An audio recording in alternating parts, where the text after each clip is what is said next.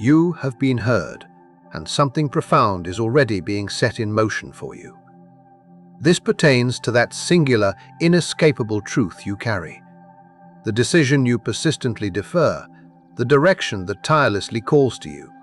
It's the palpable sense of impending change, yet without a clear revelation of its form. And deep within, you instinctively know its significance overshadows all else in this moment. You have earnestly tried to decipher it, patiently awaited a definitive sign, and even attempted to dismiss it entirely to move forward. Not everyone receives a clear response to their earnest inquiries, not due to a lack of desire, but often because they didn't sustain their connection long enough. Yet, the universe has indeed registered your plea, and you are on the cusp of witnessing the first tangible evidence that it is finally beginning to manifest. Recall a specific moment. It wasn't loud, nor was it dramatic. Instead, something within you simply grew weary. Beyond the fatigue of waiting, it was a profound weariness of deeply caring. You nearly ceased your efforts to understand. In that precise instant, as everything in you began to withdraw, you didn't entirely let go. You paused. You became quiet. You questioned every assumption. But you did not completely shut it down. And that, above all, was what truly mattered. Not the sheer effort, nor the anticipated outcome, but the enduring fact that you approached that precipice and yet remained. At a certain juncture, everything quieted. Not a peaceful quiet, but an unsettling, uncertain hush. The kind where no external force responds, no validation arrives, and nothing reassures you of your trajectory. This is where most people err. They perceive silence as an absence of activity, when, in reality, silence is the crucible where everything becomes exposed. Without external responses, validation, or visible progress, you cease to perform, you simply reveal.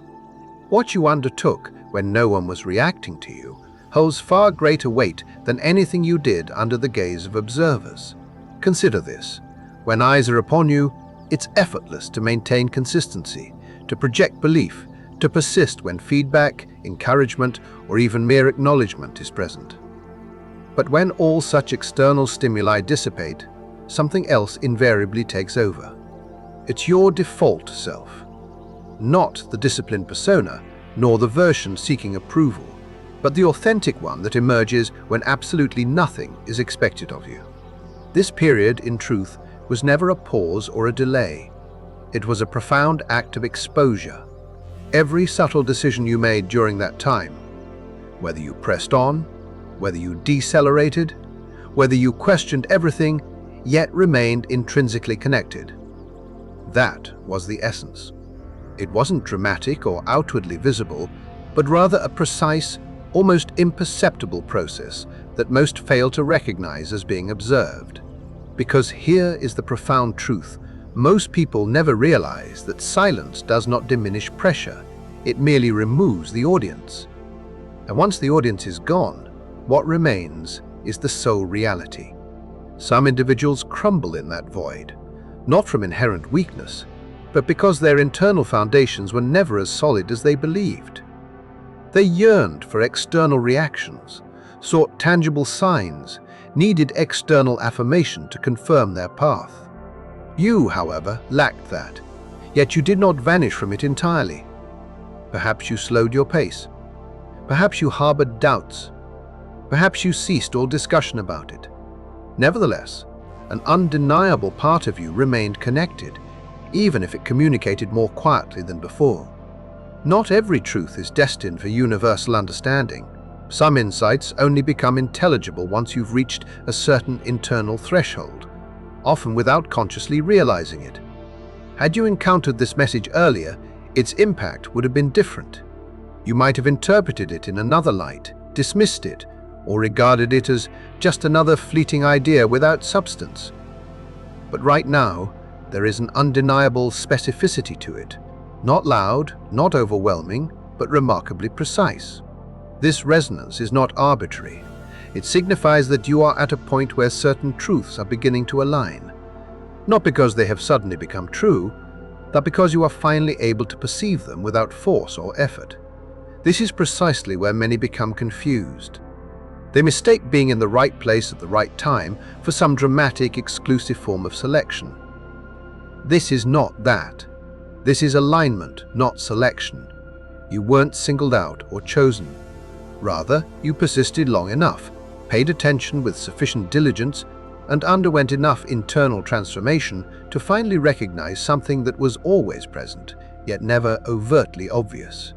There are certain moments that acquire meaning only once you've already evolved into the person capable of comprehending them. That is precisely where you find yourself now, on the very edge of something beginning to clarify, not in a way that overwhelms, but in a manner that gently settles into place. The mere fact that you didn't scroll past this, that something within you paused just long enough to genuinely listen, speaks volumes more than anything else. Because most people are still yearning for something louder, and this was never intended to be loud. There exists a version of you that no one else has ever witnessed, and it doesn't surface during the day's hustle. It emerges late, when everything is quiet, and there are no distractions left to divert you from the authentic currents within your mind. Not the polished thoughts, nor the statements you'd confidently voice aloud, but the ones you don't even fully acknowledge during daylight hours. Those moments when you sit with yourself, and the raw truth slips out without any attempt to project strength. When you finally admit the immense weight you've been carrying. When you question whether you're genuinely making progress or merely convincing yourself you are. When you begin to wonder if, perhaps, you've been striving towards something that was never truly meant for you. That profound conversation, unstructured, unspiritual, uncontrolled, is simply honest. The truths you confess in silence carry a weight far greater than anything you articulate aloud. You don't embellish them. You don't force a positive spin. You don't immediately try to fix them. You simply allow them to exist as they are. The doubt, the frustration, the exhaustion, the quiet, persistent fear that you might be further behind than you had imagined. And then, often amidst all of that, a single line typically cuts through everything else. Something like, "I'm tired, but I'm not done." That is the aspect most people struggle to understand. From an external perspective, it appears as uncertainty, as if someone has lost their direction or confidence. But internally, that moment is more profoundly real than any other. There is no performance there, no pretense, no attempt to convince anyone, not even yourself. Just the unvarnished truth. And that, precisely, is why it holds such immense significance. Being truly heard does not begin when someone else listens to you. It commences when you cease concealing yourself from your own truth. Most individuals never reach this juncture. They remain in realms of superficial thinking, surface-level motivation, and shallow effort.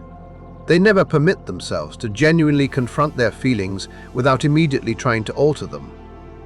But you did. You sat with it. You allowed it to speak. And even when its message wasn't pleasant, even when it lacked inspiration, you did not completely suppress it. That profound level of honesty creates a powerful effect. It cuts through all artificiality. It silences the noise. It leaves behind only what is real. And real things, fundamentally, cannot be ignored. And now, for today's comment of the day, don't fear the silence. If you listen closely, the answers are speaking from within. Go with it. Trust your growth. There is a remarkable tranquility embedded in this insight. Many instinctively shy away from silence. It can feel inherently uncomfortable, even unsettling. Yet, this comment serves as a powerful reminder that silence is not an empty void. It is the very space where clarity begins to emerge. When everything truly quiets down, you gain the capacity to genuinely hear yourself. And that concluding injunction, trust your growth, is critically important. Growth, you see, rarely feels obvious while it's actively unfolding. Sometimes you only perceive its extent when you deliberately pause long enough to truly listen. Thank you for sharing this profound reflection. One of the most challenging aspects has not been the sheer effort. It hasn't been the prolonged waiting. Rather, it has been the difficult reality that those around you don't fully comprehend the weight you carry. This isn't because they lack care, nor because they are against you, but because the path you are endeavoring to forge simply doesn't conform to their established perspectives. Consequently, when you attempt to articulate it, it sounds ambiguous. When you try to express it, it doesn't resonate as you anticipate, and after a while, you simply stop bringing it up altogether. You keep it to yourself, finding it easier than trying to translate an experience for which simple words do not yet exist. Not being understood is not always a form of rejection. Sometimes, it is a powerful indication that you are holding on to something your immediate environment was not constructed to process. This particular kind of isolation feels peculiar. You are surrounded by people, yet you don't feel entirely seen. You are moving forward, but not receiving the full support you initially envisioned. And this inevitably leads to profound self-questioning. Am I overthinking this? Am I exaggerating its significance? Why does it feel so unequivocally clear to me, yet so distant to everyone else? But the truth is, some things are simply not meant to be externally confirmed by those around you, because if they could fully grasp it at this nascent stage, it wouldn't possess the unique potential you perceive. It would already be commonplace, already familiar, already something that readily fits into the current paradigm. And that, unequivocally, is not what this is. Some paths initially isolate you, not as a punishment, but as a protective measure to ensure you don't diminish the magnitude of what you carry simply to gain understanding. That distance you sense, it is not a flaw, it is a discerning filter. It is actively separating what is truly aligned with your future trajectory from what only pertains to where you have been. This is precisely where many people become stalled. They wait for those around them to finally comprehend, to finally validate, to finally see what they see. But that is not the source of authentic confirmation. It doesn't originate from people suddenly concurring with you. It emanates from something entirely different. For being truly heard was never about eliciting understanding from everyone around you. It was about something far grander, finally responding. There is a subtle pattern. Most people fail to notice until it's already too late. Just as something significant is poised to shift, doubt doesn't recede, it intensifies, it becomes louder. Not subtle, not easily managed, but sharp, compelling, and almost strategically timed in a way that feels intentional. It begins to sound like irrefutable logic, like grounded realism, as though you are finally perceiving things with undeniable clarity. But look closer. Why does it consistently peak at this precise moment? Why does it strike hardest when you are closest to making a pivotal decision, closest to maintaining consistency, closest to something finally moving? Because doubt does not manifest when nothing is happening. It emerges when something truly profound is about to. Doubt is not the absence of movement, it is the disruptive noise that surrounds it. And this is the critical juncture where most unknowingly stray from their own destined path. That moment is perilous because it feels eerily identical to failure. The same unsettling silence, the same conspicuous lack of proof, the same unanswered questions.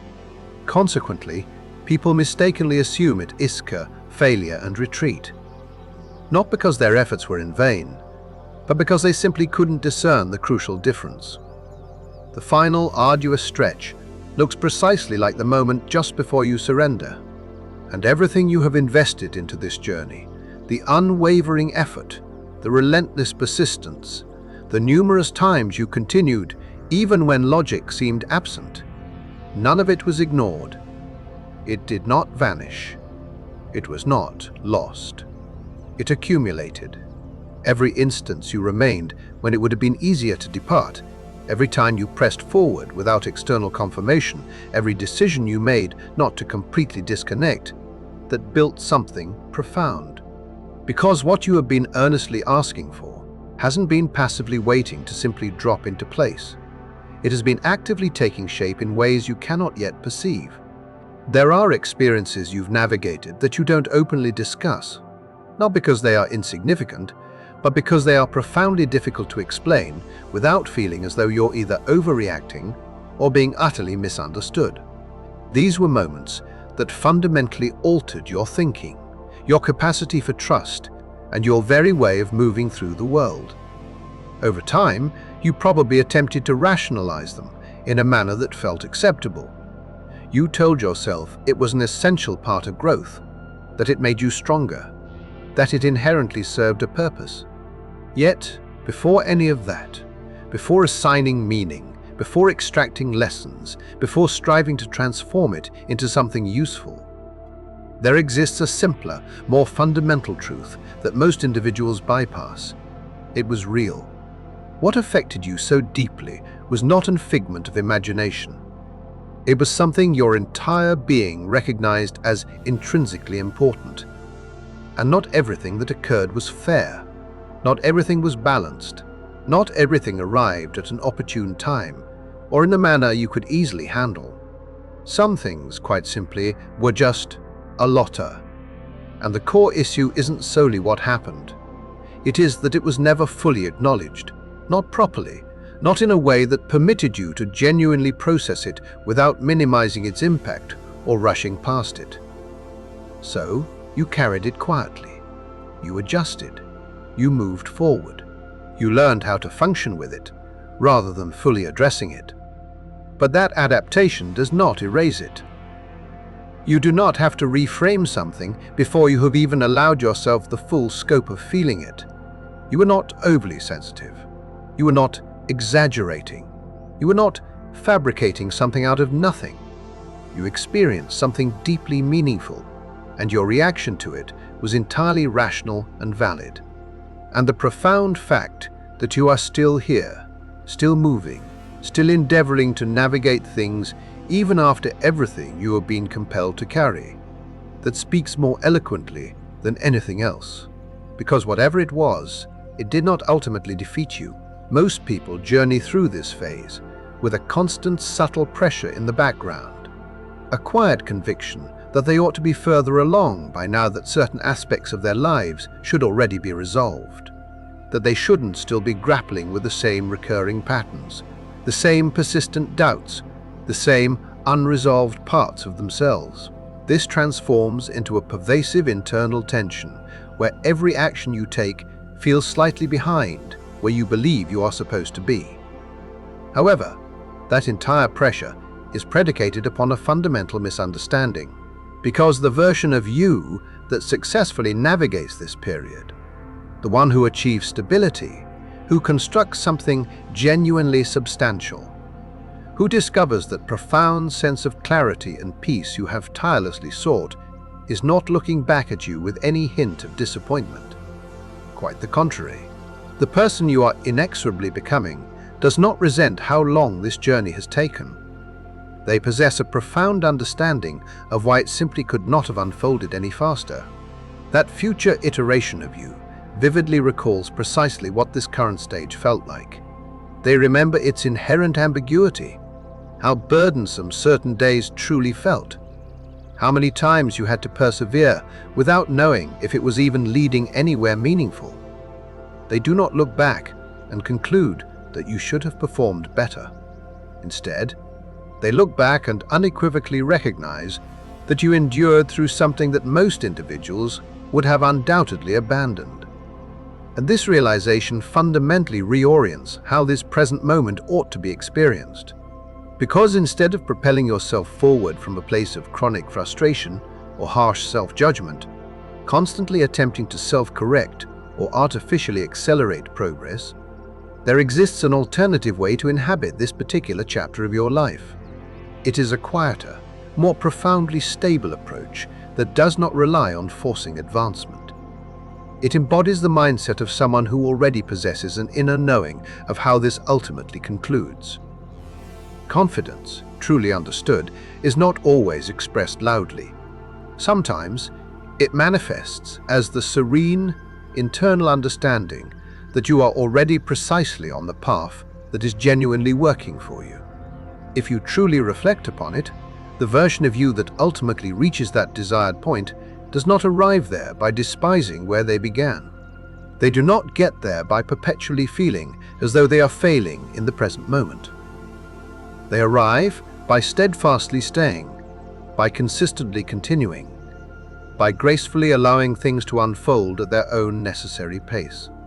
And that, right now, carries an immensely important implication for you. It signifies that you do not need to bear this incessant burden of feeling insufficient or not yet prepared. You do not need to treat this current version of yourself as a problem that must be rectified before anything significant can commence. Because this version of you is not distinct or separate from the one you are actively becoming. It is the precise, indispensable version that renders that future possibility a reality. Every single version of you that has struggled is, in fact, the foundational reason the final version ultimately exists. So, instead of perceiving yourself as someone who is still merely striving to reach a destination, you can begin to wholeheartedly see yourself as someone who is already profoundly engaged in the process of becoming it. This is not meant in a superficial, forced motivational sense, but in a deeply grounded, realistic way that genuinely recognizes how things organically unfold over time. And when you authentically shift into that perspective, something transformational occurs. You cease rushing. You stop comparing yourself to others. You stop measuring your progress against arbitrary timelines that were never truly yours to begin with.